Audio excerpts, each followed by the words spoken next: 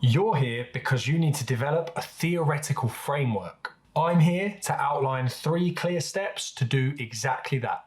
I'm Jack from Proofed. This video will break down the process of developing a theoretical framework into 3 steps. The purpose of a theoretical framework is to present and explain the theories and models which have been developed by past researchers. The process involves evaluating, selecting, and comparing the most relevant theories for your research. The 3 steps to forming a theoretical framework are: define key concepts, evaluate relevant theories, validate your research. At the end of the video, we'll also look at how to structure your theoretical framework depending on the context in which you're presenting it. Step 1. Define key concepts. Looking at your research question and problem statement, you need to identify the key concepts and define them for your audience. Step 2. Evaluate relevant theories. As you develop your theoretical framework, you need to compare the different approaches that have been proposed by past researchers.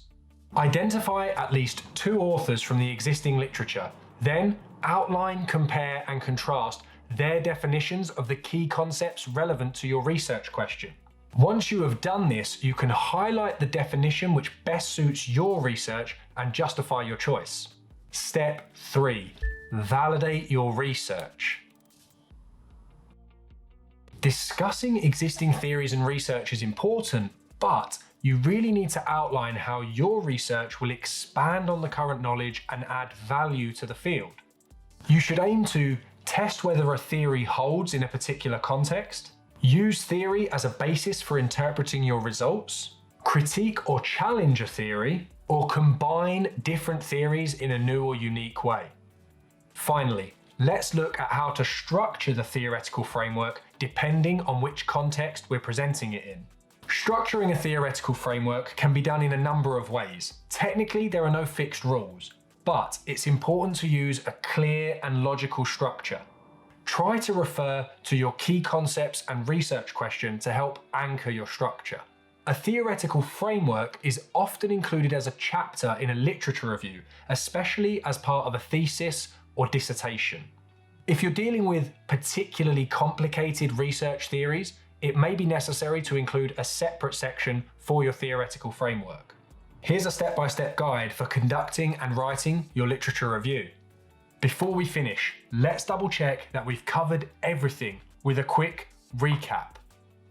Have you identified key concepts, evaluated relevant theories, validated your own research, and finally formed a logical structure for your theoretical framework?